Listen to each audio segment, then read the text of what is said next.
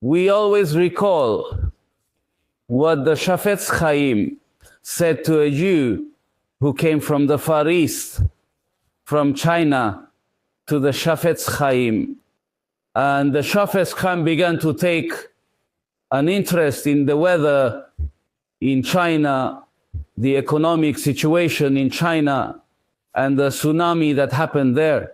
And the merchant from the Far East was surprised, wondering why the Shafetz Chaim, who is entirely dedicated to the sacred Torah, should be interested in what happens in the far reaches.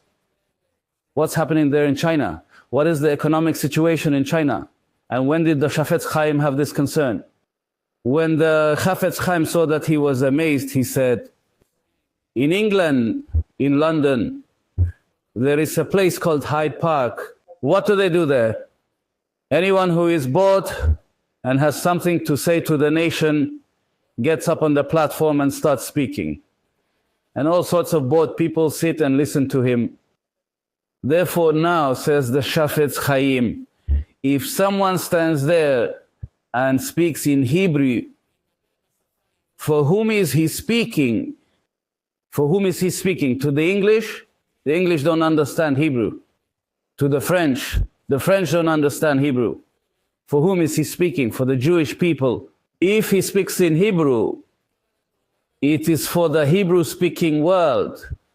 The Shafetz Chaim said, similarly, everything that happens in the world is God speaking to us. The Gemara, in Tractate Sanhedrin, page 97, states that any calamity that comes into the world comes because of, or for the sake of Israel. That is, if there is some avalanche in Norway where not even one Jew dies in the event, what do our sages say?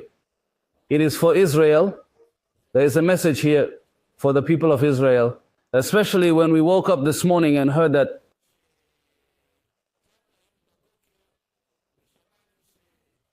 the Assad regime has fallen.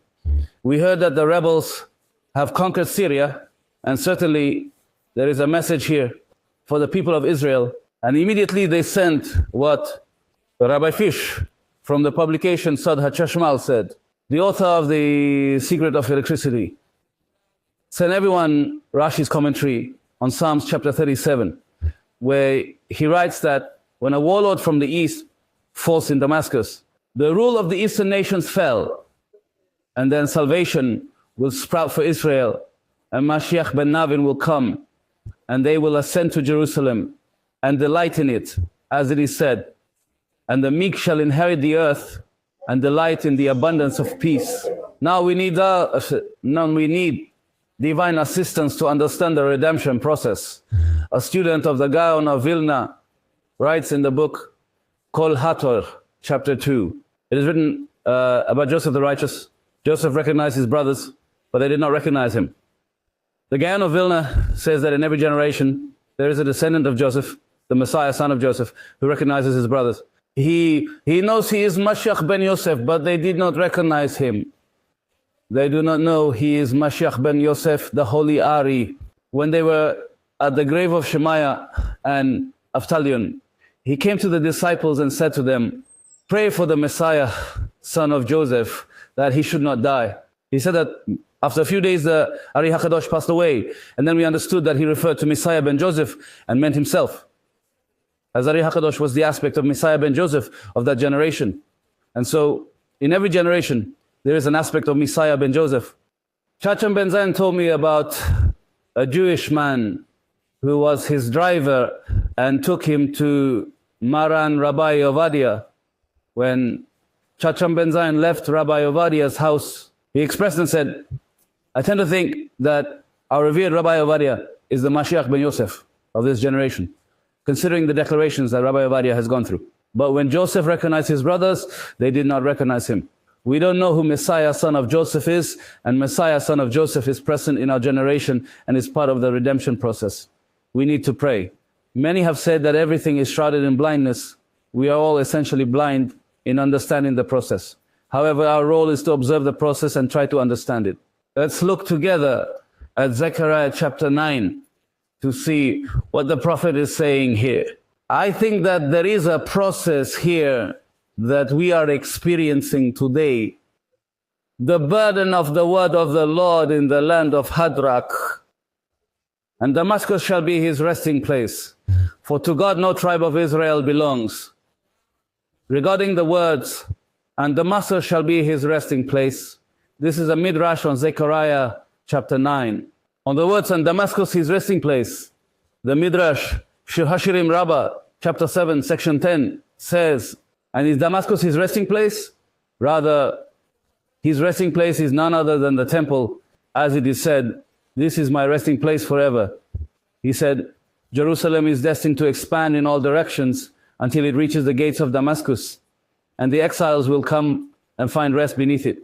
That means the process of redemption is to bring Jerusalem up to Damascus. And as is known, there was the war of either 6 days Yom Kippur. I don't remember exactly if it was 6 days or Yom Kippur, that they began to move northward. And the Lubavitcher Rebbe gave an instruction to convey a message to the army to conquer Damascus. He said that conquering Damascus for even 1 day would bring about the redemption. This means that part of the redemption involves reaching Damascus, conquering it. The reason is that in Damascus lies its rest, where part of Jerusalem will extend to Damascus.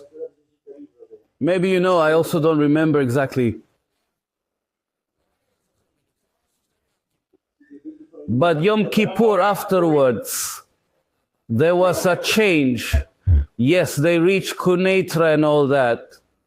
Blessed are you, Lord our God, King of the universe.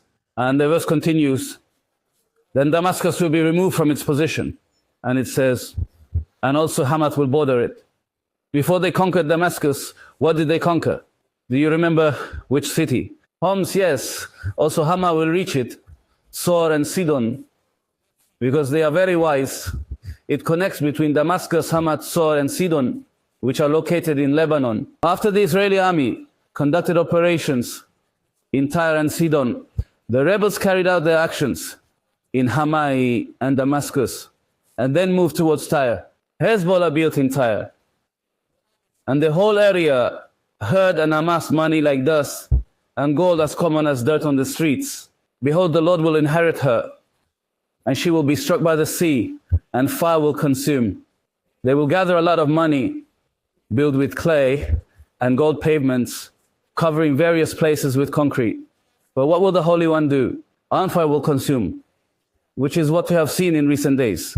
All the abandoned money, all their banks, everything they have done and accumulated, all consumed by fire. You will see Ashkelon and Ashdod will see it and be very afraid. Ekron will be ashamed, and the king from Gaza will perish, and Ashkelon will no longer be inhabited. He is telling us, hang on, he's saying that Ashkelon and Gaza will witness the downfall of Sur and sea. This means that what happens in the north affects the south, causing the Gazans to start understanding and fearing. The ruler of Gaza will no longer have a leader, and the king at that time will be lost. Therefore, Radak says that its kingdom will belong to Israel, and we will rule there.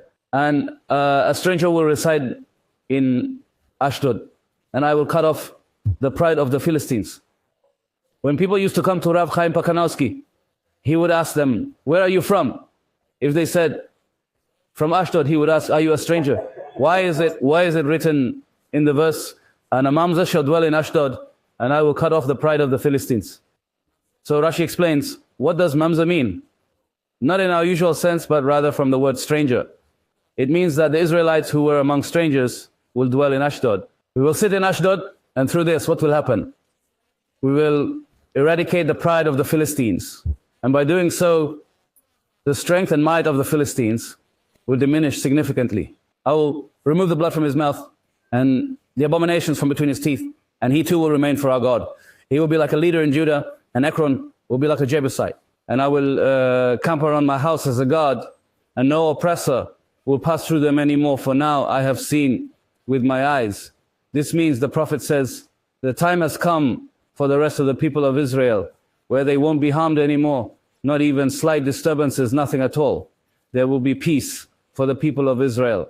Rejoice greatly, daughter of Zion. Shout, daughter of Jerusalem. Behold, your king is coming to you. Who is your king? The King Messiah, righteous and having salvation, humble and riding on a donkey, on a colt, the foal of a donkey. It is written that the Messiah will come humble and riding on a donkey, on a colt, the foal of a donkey. We have the term ox. Currently, in this week's Torah portion of Vaishlach, Jacob, our forefather, says to Esau, I have an ox and a donkey. The ox represents Joseph. The donkey represents Issachar. The ox is Joseph, Mashiach ben Yosef, who opposes the kingdom of Edom, which is Christianity, whereas the donkey is Messiah, son of David, needs to subdue Ishmael. Therefore, who conquered Damascus? In Jewish history, who conquered Damascus? Who conquered Moab? It was King David. The Messiah, son of David, is the one who should conquer Damascus. He is the one who should deal with Ishmael. So the Messiah, son of David, will come riding on a donkey. And who is the donkey? Ishmael. The final action will be against Ishmael and on the colt of a donkey. Take the word Atun, written here with the letters Aleph, Tet, Nun, and in numerical value it equals Yishmael. And I will cut off the chariot from Ephraim and the horse from Jerusalem. No tanks, no soldiers will enter Jerusalem. The bow of war will be cut off, and missiles will not be seen over Jerusalem. He will speak peace to the nations, and his dominion will be from sea to sea, and from the river to the ends of the earth. The people of Israel shall rule. From the Euphrates River to the ends of the earth, I have also released your prisoners from a waterless pit by the blood of your covenant. The prophet tells us that in that time, we will need to free our captives from where? From a pit without water. Just yesterday, unfortunately, another video was released featuring one of the hostages describing what they're experiencing and going through there. I didn't hear it. But they said the hygienic conditions there are very, very difficult. So this is what it says here. The Holy One, blessed be He, will in the future take your prisoners out of a pit where there is no water. They are in a place where there is no water for them. But the Holy One, blessed be He, promises and says, I will bring out all the captives, and I will bring out all the prisoners, and they will return home soon, healthy and whole. Return to the stronghold, prisoners of hope. Even today I declare that I will restore double to you. For I have bent Judah as my bow. I have filled it with Ephraim, and raised up your sons, O Zion, against your sons, O Greece, and made you like the sword of a mighty man. And the Lord will be seen over them. His arrow will go forth like lightning, and the Lord God will sound a trumpet, advancing in the stormy winds of the south. There is some small, insignificant organization in Yemen. Why do you care about what's happening in Israel? Why did the creator of the world arouse this for some reason? Yes, but this is something that they have no power at all. He says here, the Metzudah David mentions that in the future, the Holy One, blessed be He, will bring the redemption, and the Lord will reveal His presence upon them to fight for them. And His arrow will go forth against the enemy swiftly and shine like lightning. In the sound of the shofar it shall be blown like a mighty hero in battle, and it is a metaphorical illustration. The wind will move fiercely to destroy Yemen. And regarding Edom, it is said that its place of extraction is in Seir, on a tribe in the southern part of the land of Israel. Thus, part of the redemption involves this. It is to destroy Yemen.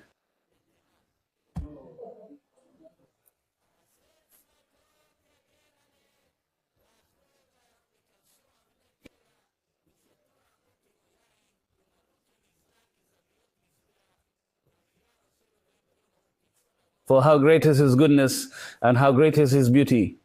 Grain will make the young men flourish, and new wine the young women. So anyone who wants can later look inside at the entire Zechariah chapter 9. I always feel when I read this chapter that it truly captures exactly what's happening today.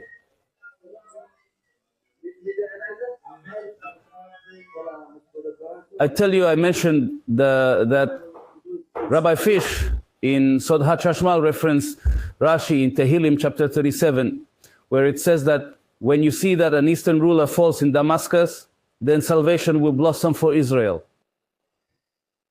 We are here at the Yazdi synagogue. We've talked about how since Purim, in the year 5780, we've received from the righteous that from Purim of that year, a process of redemption began. And do you remember what happened immediately after Purim in the year 5780, February 2020? The coronavirus began, then the Meron disaster, and then all the fighting we're experiencing. This is an entire process of redemption that is soon going to culminate in a complete redemption, swiftly in our days. But it all depends on one thing, and this is on the Holy Sabbath, that if Israel observes the Sabbath, the verse says, your neck is like the tower of Lebanon overlooking Damascus. Calculate the numerical value of these words in Hebrew letters, and it equals Shabbat Kodesh. There is a wealthy Chabad member in Los Angeles. His name is Barry Weiss, and he is one of the 10 wealthiest people in the world. And when they finished building the Israeli towers, he came and leased the site for 5 years for a substantial amount of money. Anyone who wanted to rent a store from him had a condition. What was the condition? You must observe Shabbat. All the stores there are required to close for Shabbat. Israeli Mall must be closed on Shabbat. The mayor, no businesses, filed a petition to the Supreme Court. This matter reached even the Supreme Court Justice Aharon Barak. In the end, Barry Weiss won. And during the first 5 years, the Israeli towers did not operate on Shabbat. Later, the municipality did not renew the lease. And unfortunately, these days, Shabbat is desecrated there. So we must understand that we are in a process of redemption, and nothing will stop it. The redemption will come.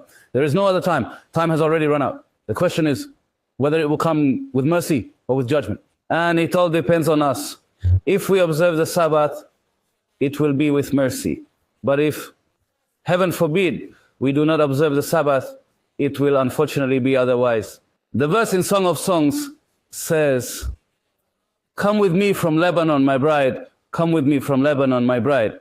What does bride mean? Come bride, come bride. When do we say, come bride, come bride? At the entrance of Shabbat Kodesh, Holy Sabbath, Rabbi Adam said, come, let us greet the bride, the Sabbath queen. With me from Lebanon. You want Lebanon? What is Lebanon? The temple that whitens the sins of Israel. You want Lebanon? With me from Lebanon. My bride, with me from Lebanon. You shall come through the holy Shabbat, through the bride. We will merit seeing from the peaks of Amana. So, Rabbi Mizrachi, may he have long life, said that in Arabic, Assad. What does it mean in Arabic? He called it the lion as he passed. So, from the habitats of lions and the mountains of leopards, that lion becomes a mouse and disappears. And all the axis of evil, the Holy One, blessed be He, in this year, through the prayers of the people of Israel. Nasrallah is no longer there, Muhammad Daif is no longer there. That former president of Iran fell in a helicopter. And how did Imad Mughniya end up? The entire evil axis has turned into nothing. None of them remain in the world. Erase them completely, until it will be completely erased with God's help. The Jerusalem Talmud, in Shevi'it, chapter 6, Halakha 1 says that when the exiles reach the peaks of Amana, you say here from the top of Amana, sing from the top of Amana. When will you begin to sing from the top of Amana? What is from the top of Amana? Where is Turei Amnon? Anyone who has studied the Tractate Gittin, where is Turei Amnon located? A tunnel in the north of the land of Israel. The north of the land of Israel, as stated in the Jerusalem Talmud, Tractate Shevi'it, chapter 1, when the exiles reach Turei Amna, they are destined to sing a song from the top of Amna. Why is the redemption dependent on the study of Kabbalah, learning the teachings of the Arizal? Why is the last barrier the shell of Ishmael? As we said that the Messiah is humble and riding on a donkey. which refers to Ishmael. And the klipa of Ishmael is the savage nature of murder. This is what we see as they murder left and right. Anyone who has offended the family's honor, even if she's a family member and someone feels that the family's honor has been stained, the person will be dealt with. I remember we had an Arab worker at the yeshiva. One day he came and told us that last night there was a murder in the village. What happened? He said that one of the men heard after 40 years, he dishonored the family's reputation, so they waited for him for 40 years. After 40 years, they came and killed him. So they waited for him for 40 years. Thus it is said, do not trust a man. They waited for him for 40 years until they executed the act. For them, murder is a part of life. I'm not saying it's revenge, but I'm saying if this is what Rabbi Natan Luber says, the shell of Damascus is a shell of what? Of murder. Who subdues this shell? Rabbi Chaim Vital wrote the works. How do we give strength to the Maharho? By studying his books. What did the Maharho compile? All the Etz Chaim, this was written by the Mahachu. The Ari revealed it to him, but the Ari couldn't write it himself because he was like a fountain that continuously flows. He couldn't write, so the Mahachu wrote it instead. When you study from the Shah HaHaktamos, Shah HaGilgulim, and Shah Mamaray Rashbi, all the teachings from Etz Chaim, who are you empowering through your study? To Rabbi Chaim Vital, how can this be okay? It's okay, not difficult. Yes, okay, no. The Midrash in Genesis Rabbah, section 42, part 7, says that Rabbi Eliezer ben Avina stated, if you see kingdoms attacking one another, anticipate the footsteps of the Messiah, as this occurred with Abraham. When the kingdoms clashed, redemption came to Abraham.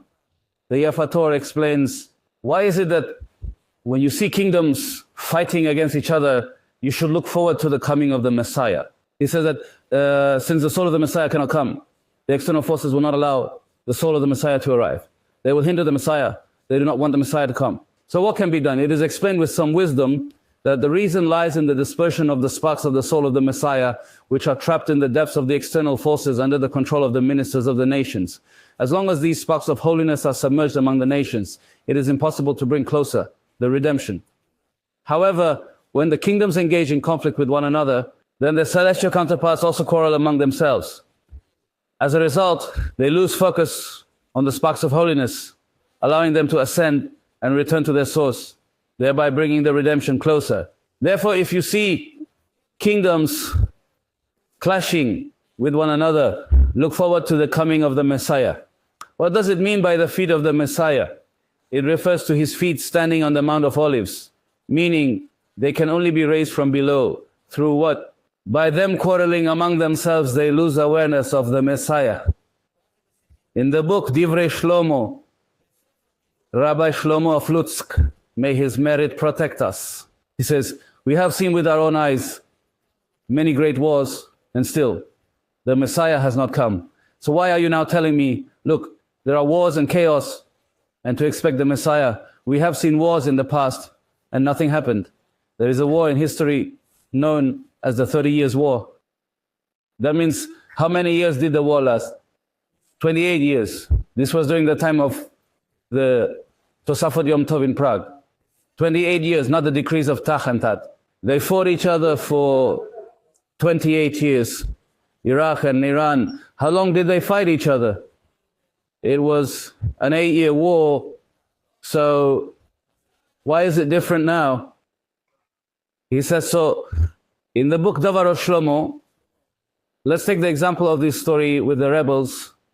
What's their matter now? Why are they trying to capture Damascus? What's happening? That means we want to rule the world. We want to rule. There is someone who wants to rule. Putin. Why is he fighting Ukraine? Why? Because he wants to rule. When someone down here shouts, I want to rule, what does it trigger? That even the Holy One, blessed be He, up above, would say, I want to rule. And when will the Holy One, blessed be He, rule the world? When will His kingdom be revealed in the world? When the Messiah will come in His time, everyone will recognize His blessed sovereignty. Everyone will recognize the people of Israel as the chosen people. Therefore, when there is a war down here and someone shouts, I want to be king, it also stirs the Almighty to declare, I want to be king.